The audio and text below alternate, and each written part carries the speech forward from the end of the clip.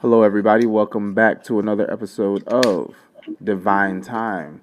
This is your boy, Danli Divine, and welcome to Divine Time, where purpose meets presence and real conversations lead to real transformation. I'm your host, Danli Divine. Here we speak truth, we heal openly, and we grow intentionally. Every episode is rooted in love, guided by spirit, and created to uplift your mind, your heart, and your soul. This isn't just a podcast, it's a movement, a safe space for the awakens, the healing, and the seekers of truth. So, whether you're here to be inspired, challenged, or seen, you've arrived right on time, divine time. Let's tap in. So, today we're joined by Riana Malia, an identity architect for high achieving women and the creator of the Clear to Create method. Rihanna helps ambitious women clear old emotional patterns, rewire their subconscious, and finally feel safe, seen, and worthy of extraordinary love. Blending neuroscience, emotional repatterning, and quantum healing, she guides those who've done the work but still feel stuck, especially in love, to rewrite their story and clear everything that really needs to happen. With that, I want to bring to the stage Rihanna Malia. Or sorry. Yeah, I said it right, didn't I? That's perfect. Okay, I was about to Absolutely. say, I was like, wait a minute. I thought Because you got you nervous. yeah, it did. Because at the beginning, when you was going over the proper pronunciation, I was like, oh, dang, did I just say the word that she said not to say that everybody else says? I was like, I practiced this so many times to ruin it at the last part. No, you did Oh, perfect. man. But hi, how are you doing? How you doing? How you doing? I'm so good. Thank you for having me. Hey, thank you for being here. I'm sorry for the delay, but everything happens in divine time and it worked itself out perfectly. So, with it, I talked a little bit at the beginning about exactly what it is that you do. We talked about your ideal audience as well. With this segment, I want to go ahead and start it off by one, giving you the floor and allowing you to talk about the very beginning of how it all started with you, okay? Yeah, absolutely. Thank you. So, like all of us, we all have a story, right? Mm Everything that's happened in our lives brings us to where we are today. And oftentimes we forget when we're thinking about being grateful and being in gratitude, being in a space of gratitude that we're really grateful for the wonderful things. But the truth is, if you're going to be grateful for that, you got to be grateful for it all, because the darkness, the pain, the obstacles, it's all part of the package, right? Yes. So growing up, I grew up in Minnesota. I moved to California 12 years ago, but Okay. grew up in Minnesota. My mom, single mom, my father was in California, had another family. He wasn't really present, didn't ever help her. Thankfully, I had my incredible Bumpy and Grammy that were my grandparents in southern Minnesota, and I literally grew up in a barn. And so they were kind of that extra built-in like foundation and strength and love and protection. Mm But college time came, and my father had actually said, I know that I never helped. I'm going to take care of your room and board freshman year. Okay, great. Super appreciated. 18, went off to college. And I don't know, a month or two in, I think I got a call saying that the bill was never paid and I was maxed on loans Oh, wait. and I had to leave. So here I am all by myself, this 18-year-old young lady. Mm Like, okay, what do I do? Do I leave school, say, well, that's it? Or do I tap into that part of us that is really resourceful? So I left the dorm. I got 3 jobs. I rented a 5-bedroom house, filled the other 4 bedrooms, and did my thing. Now, it wasn't a super fun college experience like our children are having right now, which I'm so glad that they are. But again, it's part of the story, right? So then I married very young. I don't recommend. 23. And Okay. I will say in the Midwest, everybody gets married a bit younger. I'm the youngest of all of my friends here in California because they all had babies later.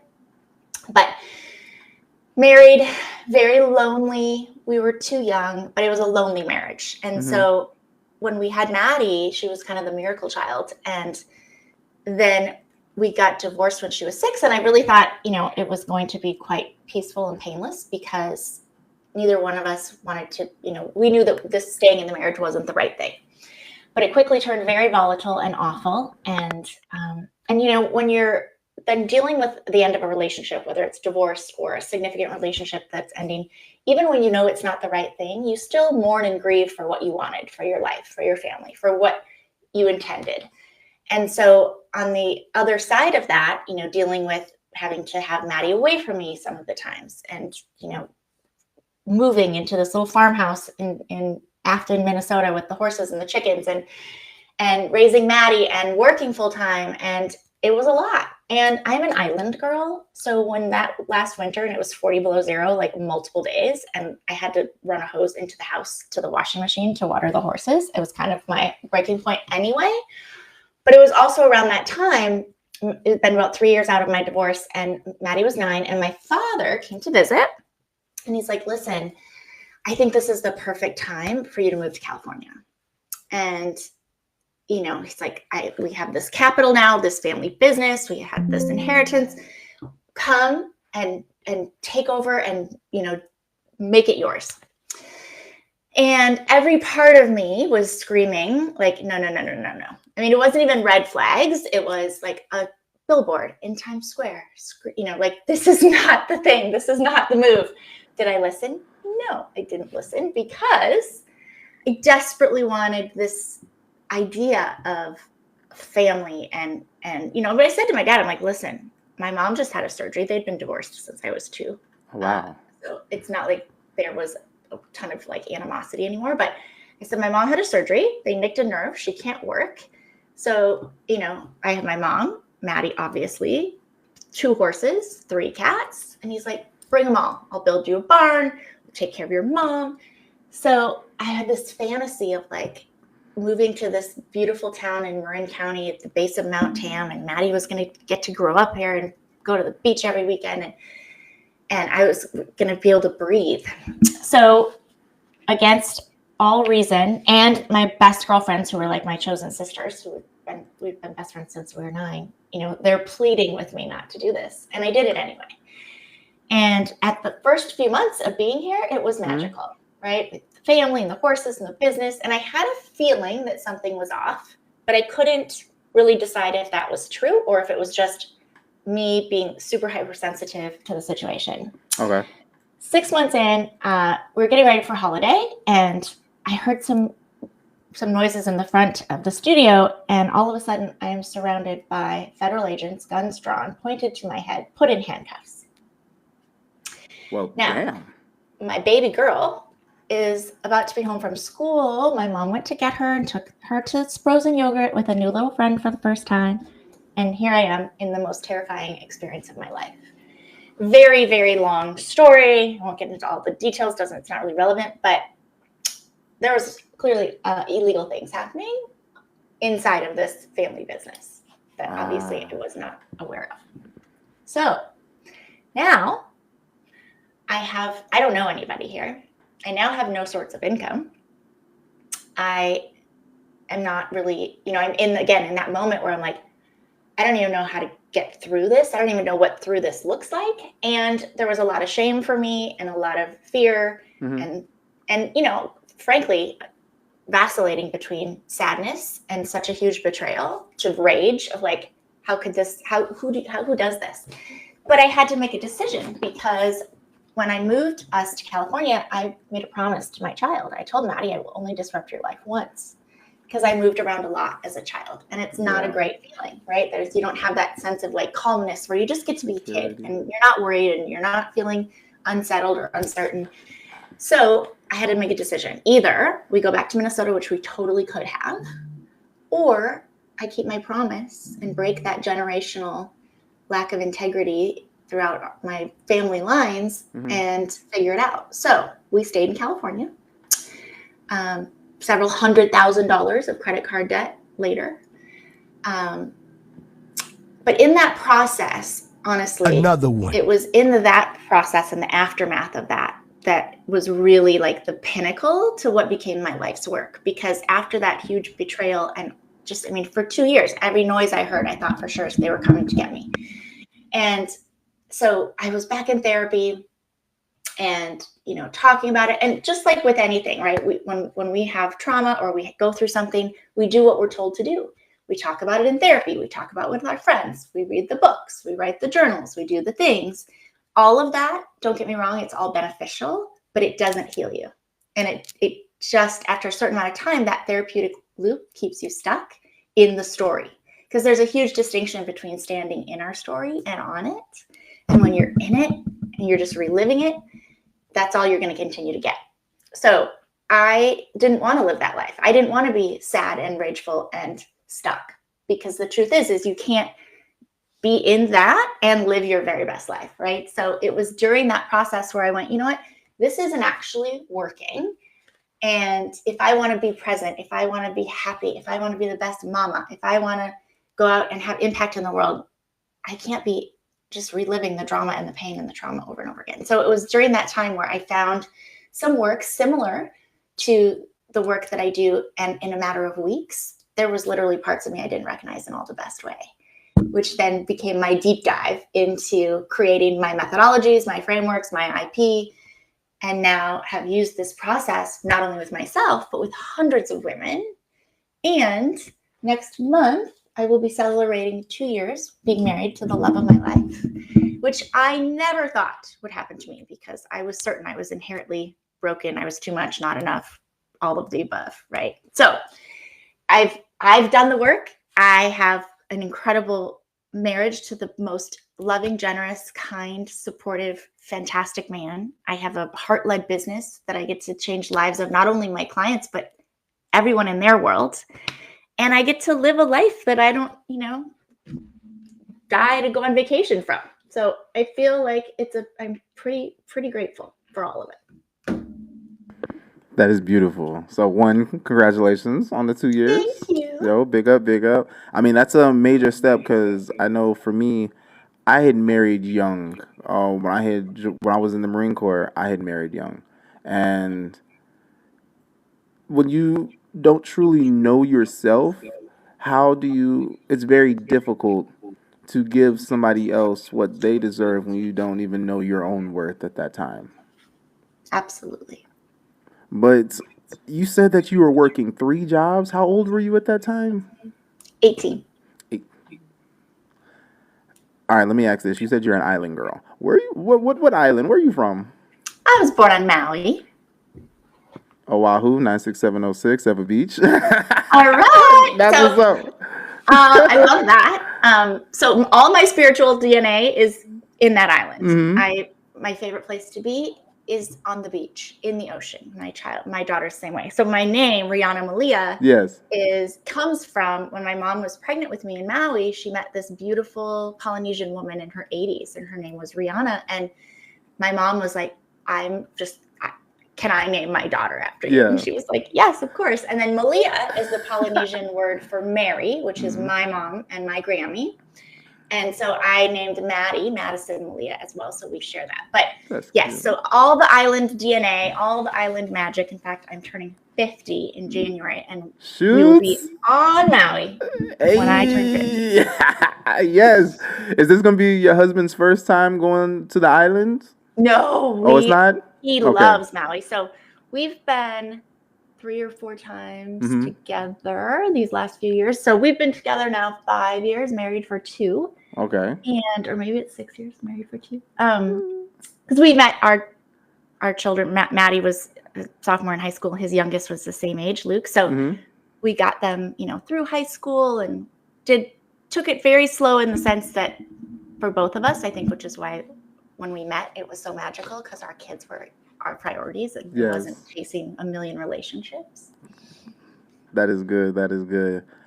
So dealing with the early marriage, what would you say was the biggest? What would you say was the biggest complication?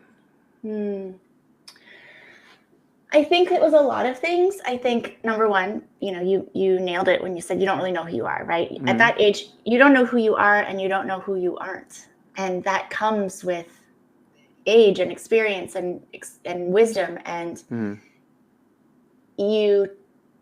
I was certain at 23 that I was going to be like an old cat lady by myself. Hi, angels. It was a really good idea to get married. Yes. What was the biggest thing? There was a lot. We were very different, and I'm super ambitious, and I want what I want. And so my philosophy is always like, I will work super hard and I'll just go make some more money because I want to go to Maui, not to Wisconsin. Yeah, Wisconsin's cold. I'm an island boy myself, and I'm like, Right? And I don't nothing do wrong well with with the cold temperatures. Wisconsin. Nothing wrong with Wisconsin. But my whole thing was like, we never know. Mm-hmm. Tomorrow is never promised. And Facts. I'm never going to be one that says, oh, we'll wait till retirement and we'll go live life. No, thank you. Like, I'm all about playing full out, living, playing, loving, and doing the things that I want to do because you never know. You never know. And you can always make more money. You can't make more time. Yeah, you'll never be able to get that time back. And that's something that I say all the time. I'm like, look, you can spend all your life chasing money, wasting your health. And now when you're older, you're wasting all that money trying to get back your health. Yeah. And so, that's, and I don't want to jump ahead on, let me answer your question.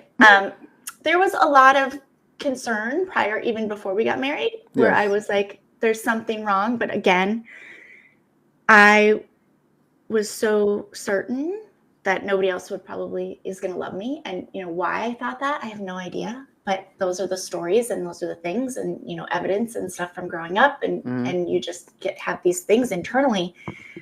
There was, lack of intimacy. I couldn't figure out why. There was lonely. And Maddie was a miracle when I say that to you. I don't know how candid I can be, but literally we had sex.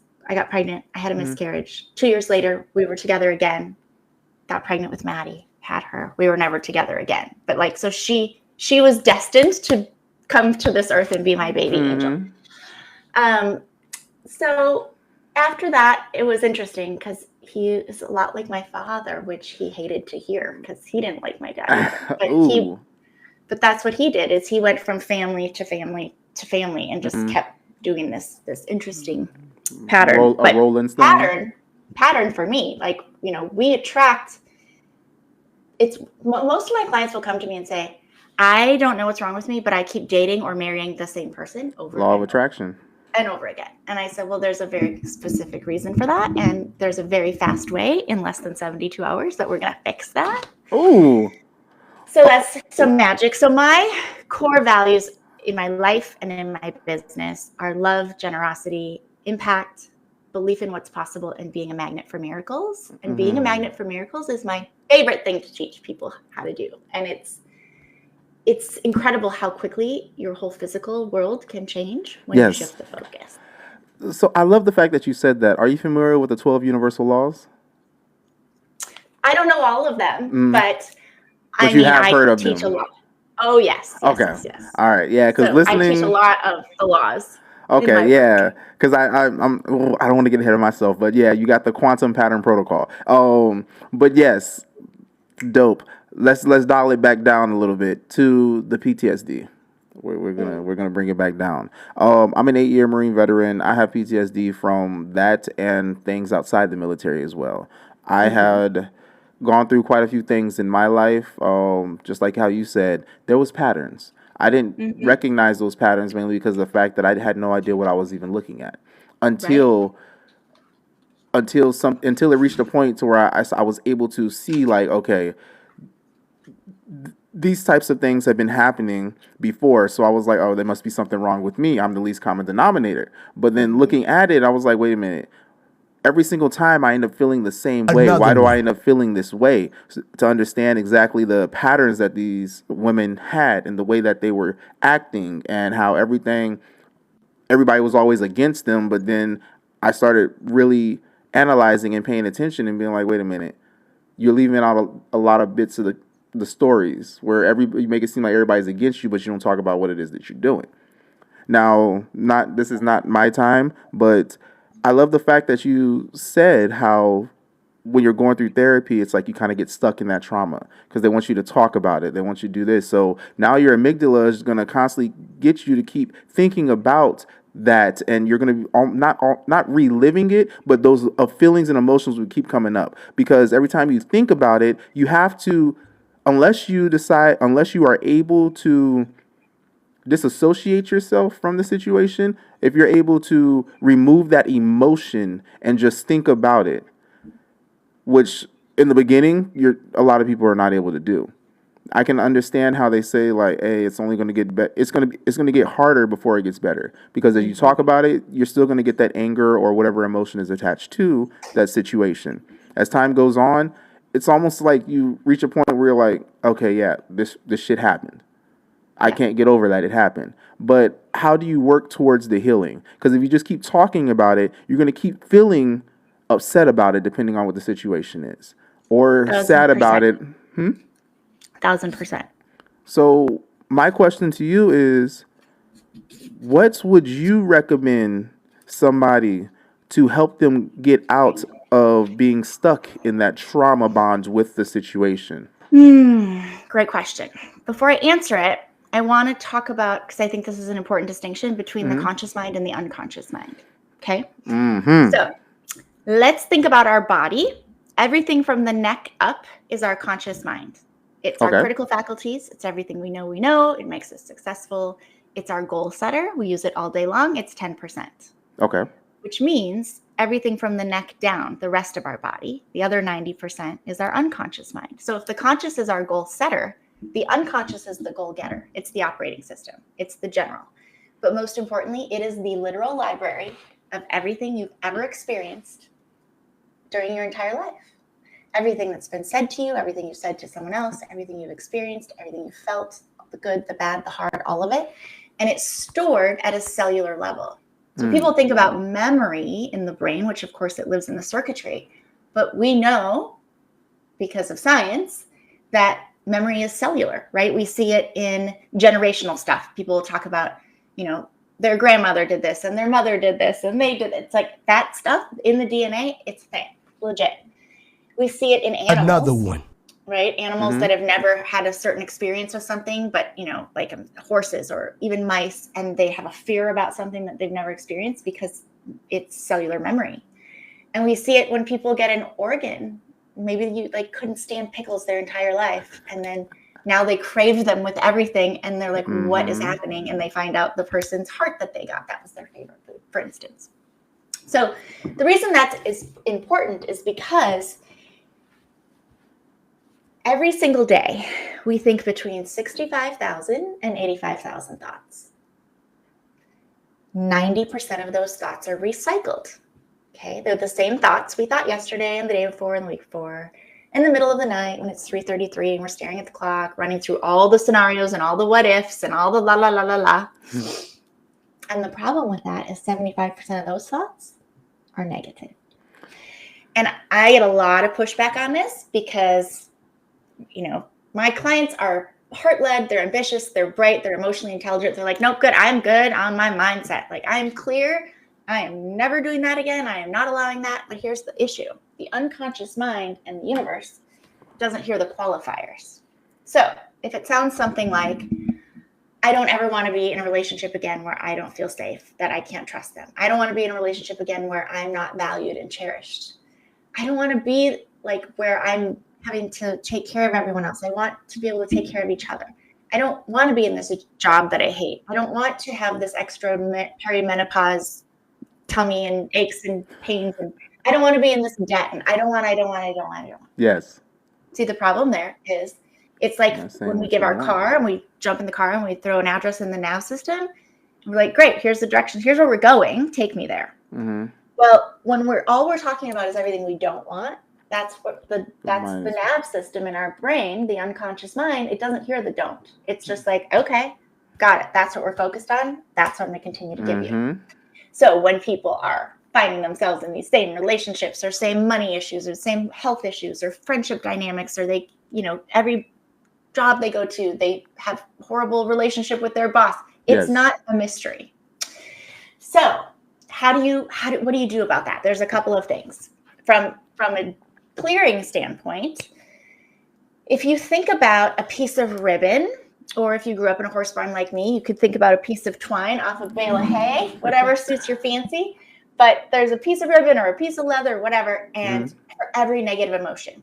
And when we do something called quantum time release in my practice, we release in a particular order: anger, sadness, fear, guilt, shame. And then all the limiting beliefs and limiting decisions that have come as a result of the trauma, the loss, the betrayal, all the things. Yes. And but we do it in a painless, peaceful way. We're not going back into any conscious memory of anything that's happened to you. So, Okay. but if you think about those ribbons, every single time in your life that you've had a significant emotional experience with anger, a marble goes on that ribbon. Sadness, a marble, guilt, shame, fear. And something happens today that makes you angry. It's not even so much the today, it's the 30, 40, 50, 60 years of marbles.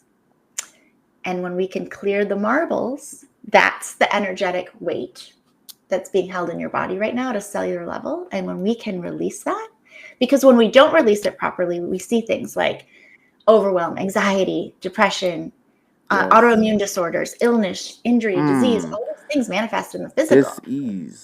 Dis-ease, right? So to release that, to then be able to be open to and be freed up to receive what's meant for us and the things that are meant for us and our what's next. So I did something a couple weeks ago that gave me so much joy, and I think I posted about it on socials, but my pantry was a freaking disaster. And I love organization. It's like Christmas to me. Oh gosh. I also am perimenopausal and ADD, which, it's like all of a sudden there's piles of stuff. I look around my office and there's stuff, and I hate the clutter, but it happens. So it had been a minute since I cleaned my pantry. I took everything out. It was all over the kitchen. I cleaned the shelves. I cleaned the floor. I threw away expired cans of soup and half-open boxes of orzo and pasta, and I threw all that stuff away. And then my pantry was so clean and organized. It made me so happy.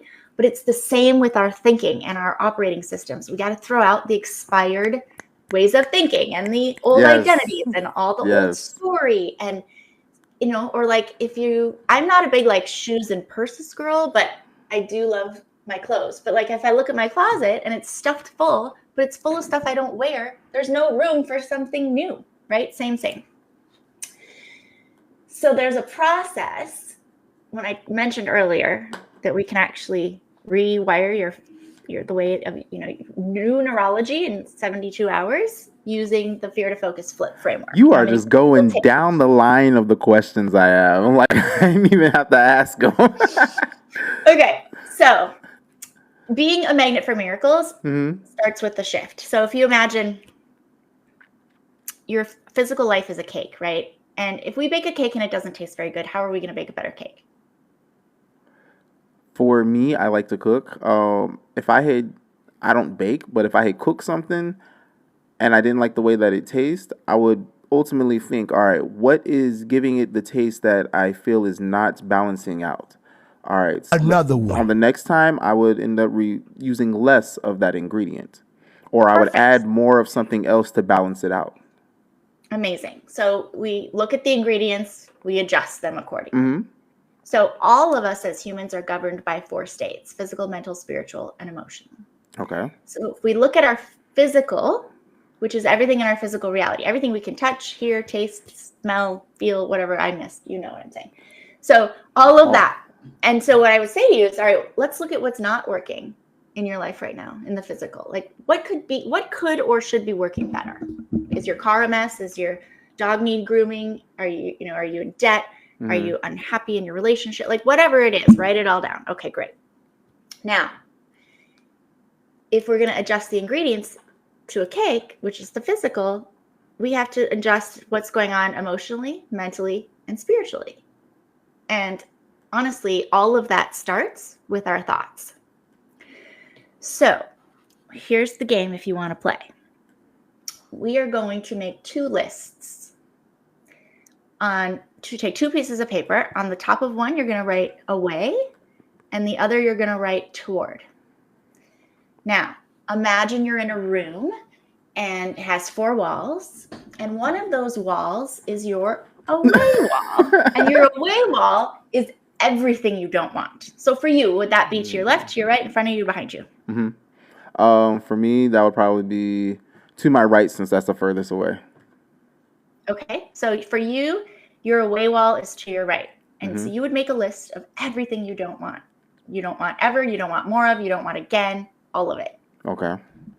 So if your away wall for you is to your right, then your toward wall, which is everything you want, is where? On my To your left, left? right? When I I'm can't not see. sure if you hear me thumping it. I'm like, it's the closest one to me. I want to reach out and touch it. Okay, love it.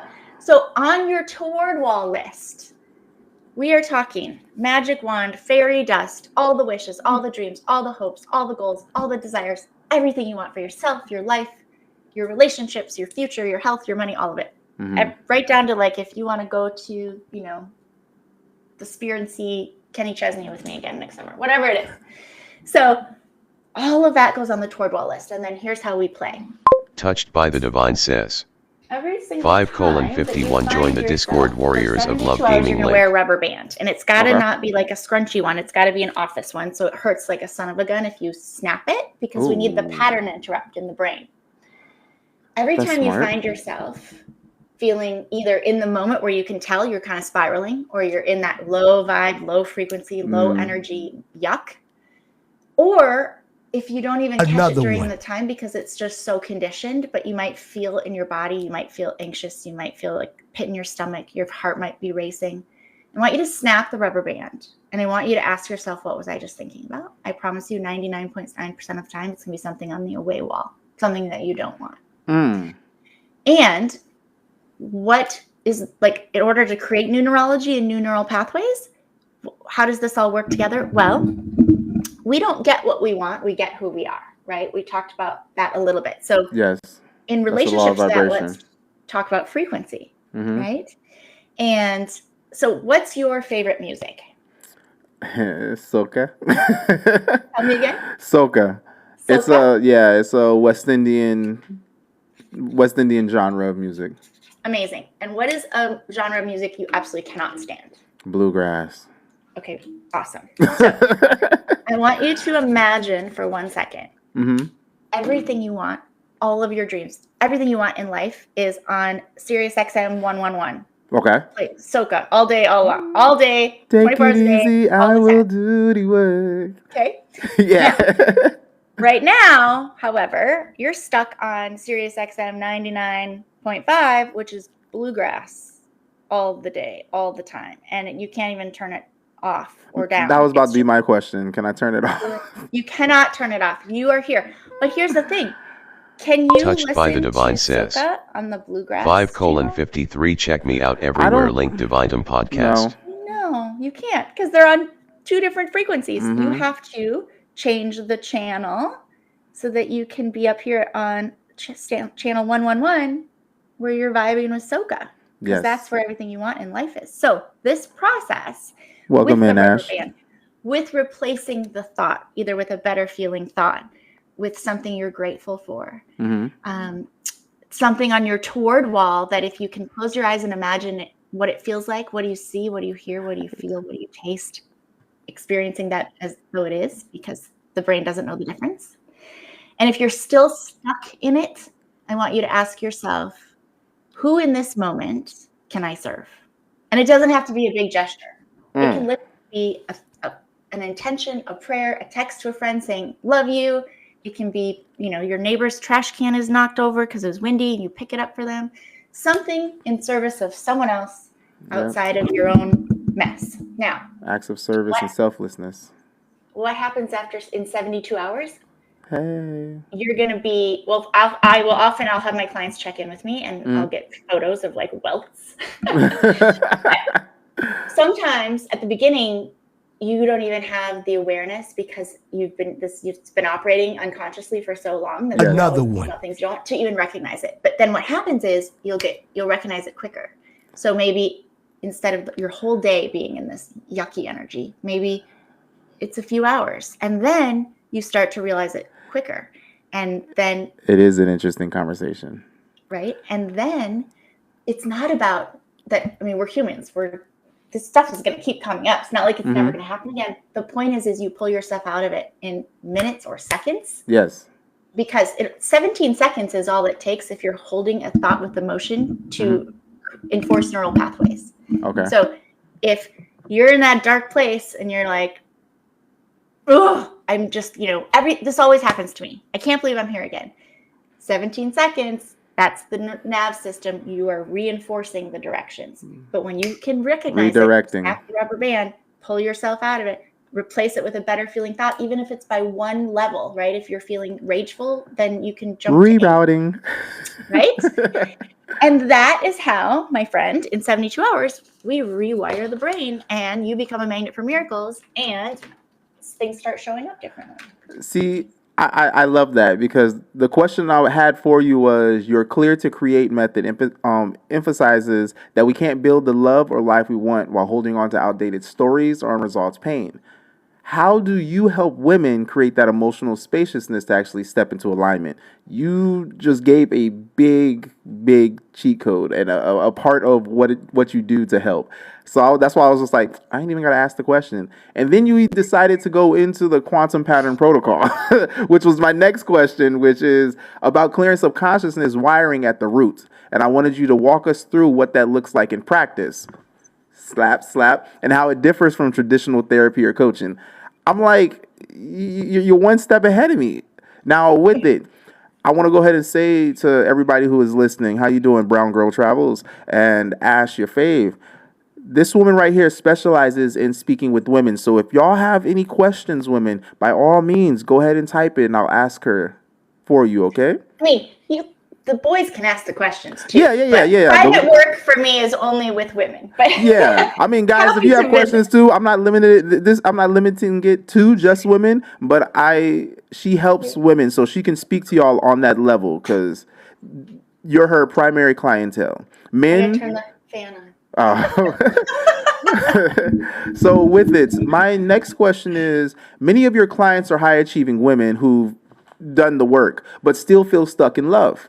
What's the hidden block you most often see, and how do your methods help them in finally breaking free?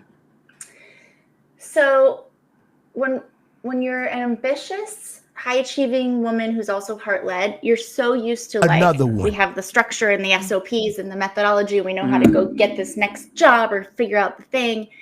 And finding love is not the same process. It's not about performance. Yes. It's not about doing more and being more. It's about actually figuring out who the heck you are and what you really want.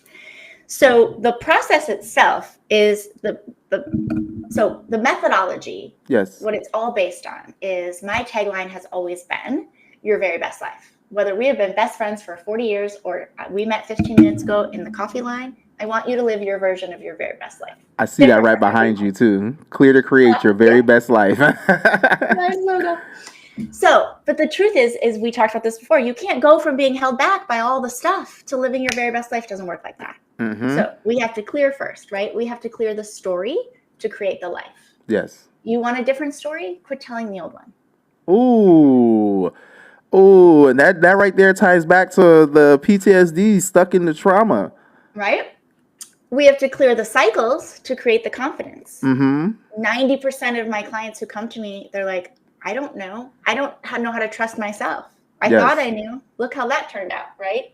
Me not trusting myself, me going against all the stuff that I knew, moving to California, which, thank God I did. But you have to clear the cycles to create that confidence, to be able to actually trust yourself again. You have to clear the patterns to create the partnerships. We all want aligned, loving partnerships. Ashy Hour Bob says. Professionally, with 5:59 with our friends in the world. Ashy Hour Bob all of our says. old BS, all the 5:59 interesting conversion. Partnerships. We get more Touched of the by same. the Divine says. We get more of the 5:59 high. Ashy Hour 5.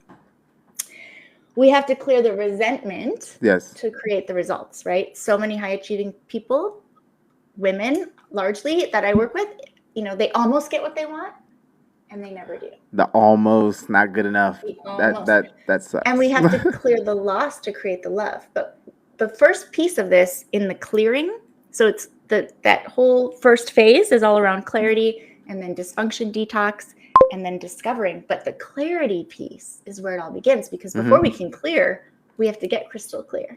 Yes. And it's kind of like if we went to a restaurant and we walked in and we said, I'd love a beverage, a protein, a side, and a salad.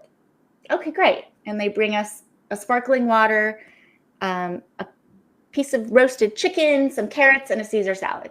we got exactly what we ordered. Yes. What we wanted was a glass of Chardonnay, a beautiful piece of salmon, some roasted asparagus, and an arugula salad with fresh figs and goat cheese, please.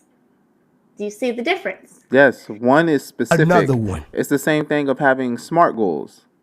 Mm-hmm. Absolutely.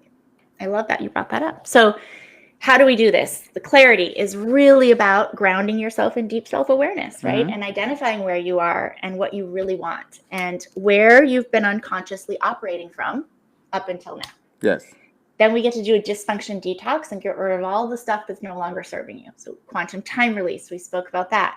Getting rid of, blowing out the old strategy and neurology and behavior and stories that we have, been running the show. Because 90% of who we are right now, we picked up between 0 and 7. So when 5-year-old baby Riana made a decision that I have to be this in order to be loved, or I have to not be this in order to be heard.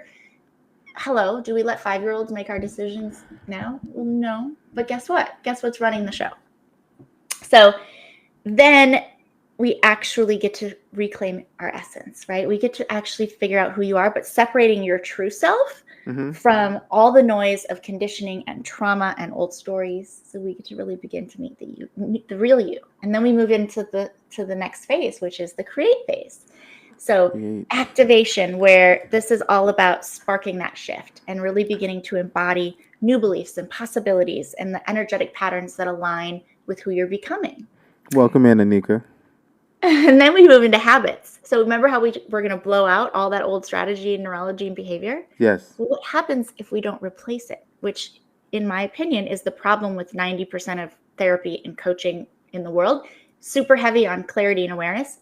Obviously, that's amazing. It's the first step for transformation.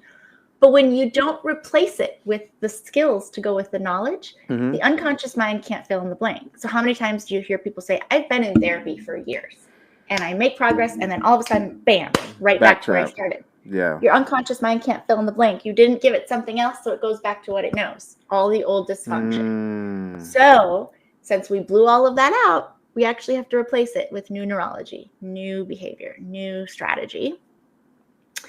And then we actually move into goals. And you talked about SMART goals. I love that. In my world, they're smarter goals. We add energy and emotion and reverse engineering and reticular activating system ignition.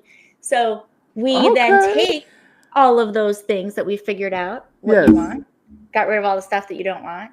Now we're clear. Well, how the hell do we get it? So now we're going to drop in another framework called the Aligned Achievement Framework, which is my quantum goal setting process. And we're going to reverse engineer those goals from the moment we're going to start when it happens, all the way back to. And so let's say the goal is on December 31st, 2025 or sooner, I'm celebrating booking a trip to Italy, whatever it is. Okay, great. So what has to happen in the second before you achieve that? How do you know you're there? Oh, Maybe it's I literally got the confirmation that my flight was booked, or the travel agent sent me my confirmation that my villa on the coast of Italy was booked and my flights are all ready and we're good to go. Okay, so that's the moment that we then create a movie about and we install on your future timeline. But before we do that, when you say create a movie, like an actual movie, like a mental movie. Oh, okay. So it's almost like a vision board type deal. So like in that situation, I would have you experience, like I want you to get a picture of it. Do you have a picture of that moment where you get a text or an email or whatever, and it says the villa's booked, right? So then you step into that and you make it, you hear what you hear and see what you see, and you make it the perfect pitch and color and tonality, and you make it a movie, and then you make it a picture, and then you step back out of it and you put it in the most beautiful frame ever. And then we install that on your future timeline because we've done timeline work now because of quantum time release. And then what happens is that ignites the reticular activating system in the brain to be laser focused, looking for the people, the resources, the opportunities, the experiences that you need to recognize in order to make all that happen. But when we micro step backwards, because when we set goals and we do it the typical way, just write it down. Today, I'm going to write it down. This is okay. Here's all the things I have to do. Awesome. Except we missed like 80% of the steps. So when the question is, what has to happen just before that? And what has to happen just before that? we don't miss any steps. So now when life comes at you, because it will, and you're stressed or you're overwhelmed or you're spinning and you're like, I don't even know what my name is, let alone what I'm supposed to do next. You literally have that whole blueprint. And then that moves us into our final phase, which is claiming, right? So we've cleared, we've created, and now we get to own and integrate and embody. Okay. So when you get to stand in this new identity and really own it, and you let go of needing any external permission to claim your power and your truth and your transformation. And this is really that place where you kind of get to fall in love with yourself again, and you get to trust yourself, and you get to confidently hold boundaries and expertly communicate your needs and really deepen the richness in every single one of your relationships. And integrating that, aligning your environment, your energy, your decisions with the person that you've become, so that you get to then embody that and live from it and lead from it and love from it, and, you know, just magnetize with grace. That is beautiful.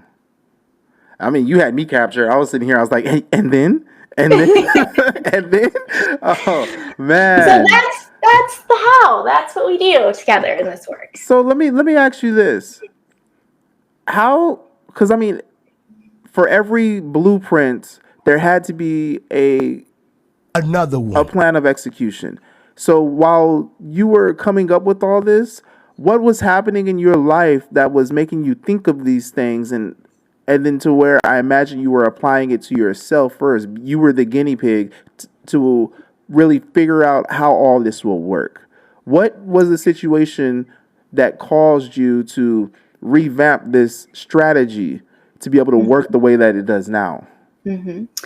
So the initial piece of this methodology came first, and then the framework, which is the quantum pattern protocol. And then what I did is, for each one of those sections, those 9 sections, I actually created a framework for each one, so that there's structure and there's, you know, this mix of like neuroscience and, you know, reworking the nervous system and the and mixed with a little bit of woo in the quantum world, and a lot of love, and, you know, some very expert level coaching.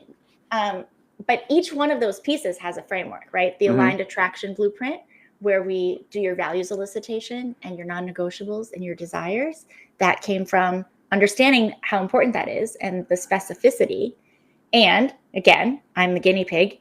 Years ago, after we moved to California, and I got into a relationship that was horrible, because again, I was certain no one was ever going to love me. Still had that story going on. And I just remember trying to get out of it. And it just was so present for me and so clear what I never wanted to experience again. So I kind of took this book and with fancy gel pens, and I wrote this huge list of what my... Were they multicolored? Yes. Some glitter, because I'm a sparkle girl. Oh gosh. So I wrote this list of like the things that I wanted in my dream partner. From the big things, like, you know, have to be really loving, have to be a dad, because you have to know what it's like to love a child, because there's no love like my love for Maddie. But also your kids can't be younger than her, because I want to go to the beach when they're in college. And so I had all these things, but, you know, from big things to like little things, like, you know. Ooh, we got a question.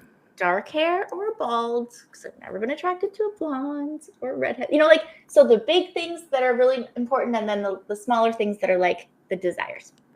I threw it in a drawer, forgot all about it. So about 6 months after we got engaged, I found that list.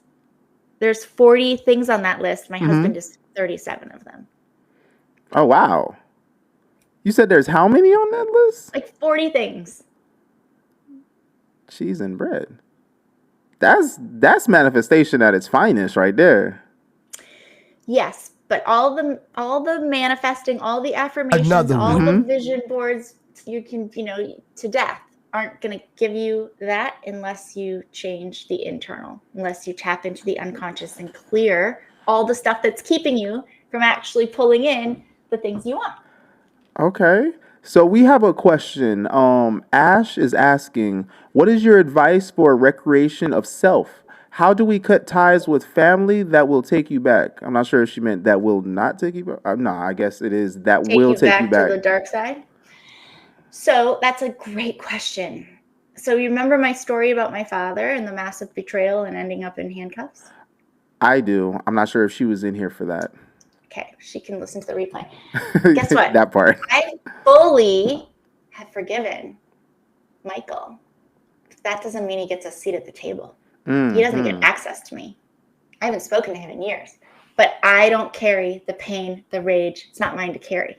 It's that whole piece of, I'm going to drink the poison and really hope that you die, right? That's not how it works. And alchemical forgiveness is about taking back our power, our presence, our peace, and not letting that person or that situation have control over our thoughts, behaviors, feelings, and emotions.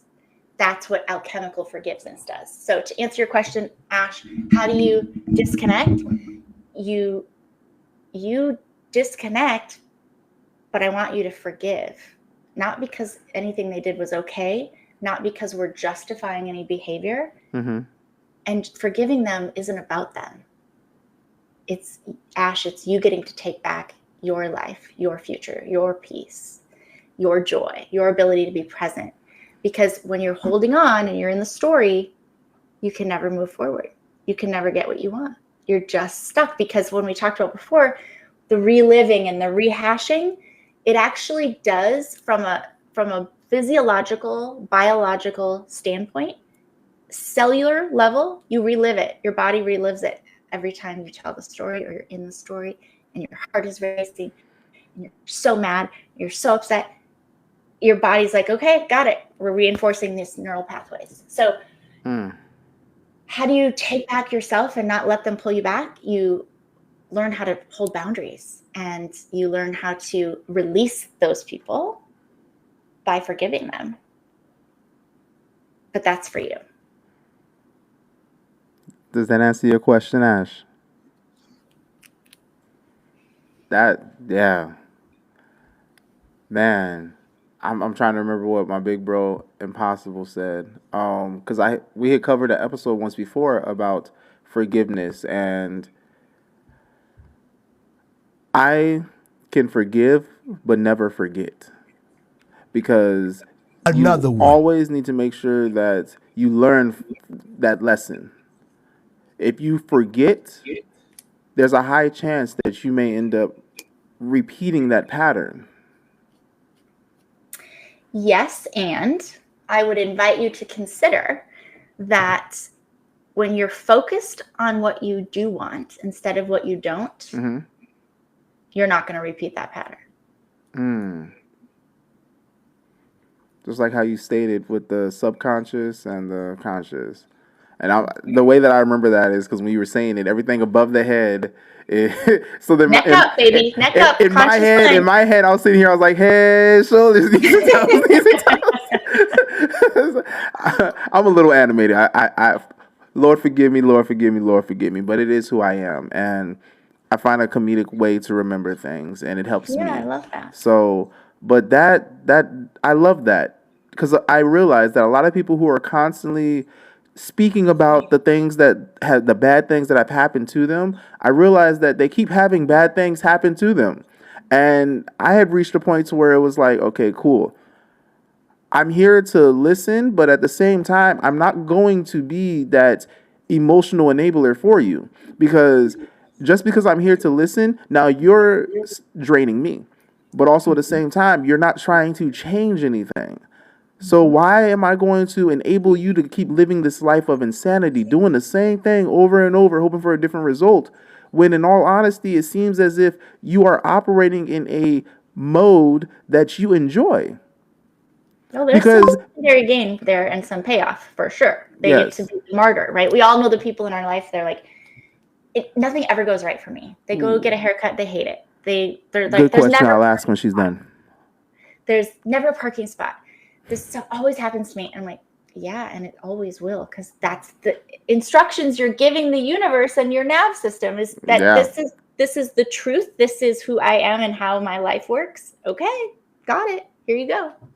So Ash said, yes, that answers the question. And then she said, is it okay to cut them off then if you have forgiven, but they are not changing behaviors? Oh my gosh, yes. Like I said, they don't get a seat at the table, Ash. That forgiving them does not give them access to you. That's up to you. you can forgive people who are dead. You can forgive people who are across the country. You can forgive people down the street. Doesn't mean any of them get access to you. You get to decide who gets to be in your life. And I would say that, honestly, being able to make values-driven decisions and looking at your non-negotiables and your desires, whether we're talking about romantic love or family or friends or business partners, in a matter of seconds, you can look at that one thing that we create together inside of the aligned attraction framework and know if this person even gets a shot at getting to be in your world, whether that's a family member, a potential spouse, whatever. And when we make values-driven decisions, we get to have a clean yes and a clean no, which keeps us out of the middle, which is the devil, which is where all the drama and the noise and the decision fatigue comes from, because we're like, I don't know. So I'm just not going to do anything, or I'm going to do something the same that I always do. And then I'm just so exhausted because I don't know if it's the right thing or the wrong thing. And should I say yes or should I say no? And maybe it's not a red flag and maybe it is. Forget it. I'm doing nothing. I'm just going to stay in this place of meh. That's what happens when we don't make values-driven decisions. I'm glad. She said wonderful. Yes, you have answered my question. Dope. Respect. So with it, the way that I like to end the episode is I always ask 2 final questions. The first one is always, what do you want to say to any listeners? Just because it's always been doesn't mean it has to continue to be. Oh, short and sweet. Damn. Hit hard too. Just because it's always been doesn't mean it has to be. It always has Literally, to be. we can change that in a moment. So many people get stuck in like identity traps or, but this is who I've always been. And what if I change my mind? And what are people going to think? Who cares? Like, this is your life. Between now and dead, live it. Mm-hmm. And, we get to change our mind. It's called growth and transformation and evolving. And, I said something yesterday. For 15 years, I've had a French manicure on my nails, literally. I haven't had color on my nails in 15 years. And yesterday I'm like, I'm going raspberry, cat eye, magenta, like, and not because it's a trend, it's because this is the energy of me in this moment. Like, I'm very classic and timeless and fabulous and understated, like the French manicure. And I'm also bold and, out there like my raspberry cat eye nails. You get to change your mind. You get to do what is aligned and authentic to you. I like that. I'm sorry. For some reason, that song, I just imagine like my mom, my sister just singing, I'm every woman, it's all in me. Oh, she gonna see this and she gonna be like, I was actually thinking that. But I love that. So the next question that I always end with is gratitude and what you learned. Now, what you learned does not have to be what you learned on this episode, but what you learned today. And then what are you grateful for? So you're asking me what Yes, I learned ma'am. today? Oh my gosh, what did I learn today? If you want to start with what you're grateful for, you can. Okay. I'm so grateful for my husband and his love and support. I'm so grateful for my baby angel. I'm so grateful that I've been given this gift, this godly gift, to be able to help people move out of surviving into like really living the life that's meant for them. Mm-hmm. I'm grateful that the sun is shining. I mean, I feel really grateful for also what's coming, what's next. Like I feel like there's so much magic and so many miracles that are yet to come, and it just makes my heart happy. I love your choice of words. Like, you're like Tinkerbell, just sprinkling like the fairy dust on everybody when you speak. It's beautiful. Thank you. What did you learn today? I learned that as organized as I am, and I love structure because structure gives me freedom. Mm-hmm.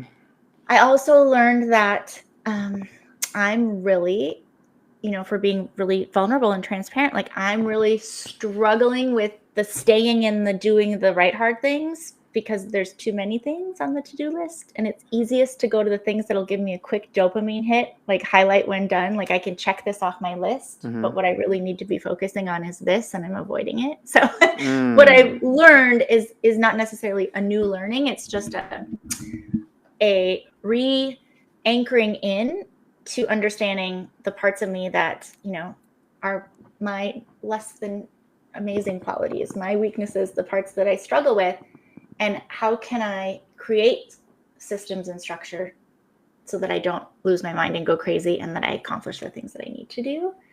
And sometimes that means, you know, creating a unicorn team. Who needs to come into my unicorn team and help me Unicorn team. this part of my life?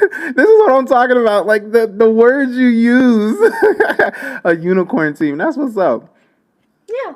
Everybody needs a unicorn team. Man, my daughter would love talking to you. Oh, She you can call me. she was hooked on Unicorn Academy. She's 4. She's about to turn 5. I mean, she loves to talk to adults, but I'm telling you, she's been here before. You would think that she's like a teenager, and Yeah. it's wild. But with that, I greatly appreciate you. Stay on because I got some more things to say to you, but I'm gonna go ahead and close out with my ending. Okay.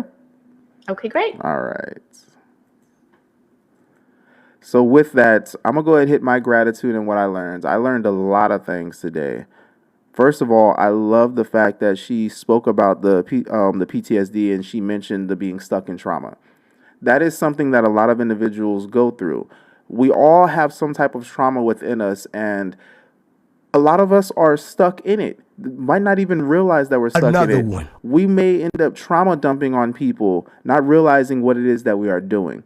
We do not understand, or it's our ignorance that has us still repeating these same patterns because we're so focused, just like how she said, we're so focused on what we don't want based off of things that we have gone through. And then we keep manifesting these things into our lives. That right there is the law of attraction and law of vibration. So our mind is focused on what we don't want, but just as she stated, the universe is only hearing what it is, not that we don't want it. So our attention span is on that. That is the law of attraction. We're bringing that into our reality. The law of vibration is exactly the frequency that we are moving on, which is why it's making it easier for these things to find us. So I definitely learned that. I love it, the way that she was able to break that down, because I've read about it, but the way that she said it really put it into perspective to understand.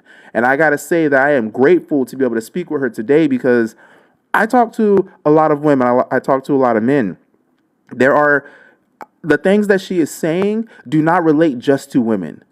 There's a lot of things that she said that I resonated with myself. And I'm sure there's other men who resonate with it also, whether they decide to admit it or not.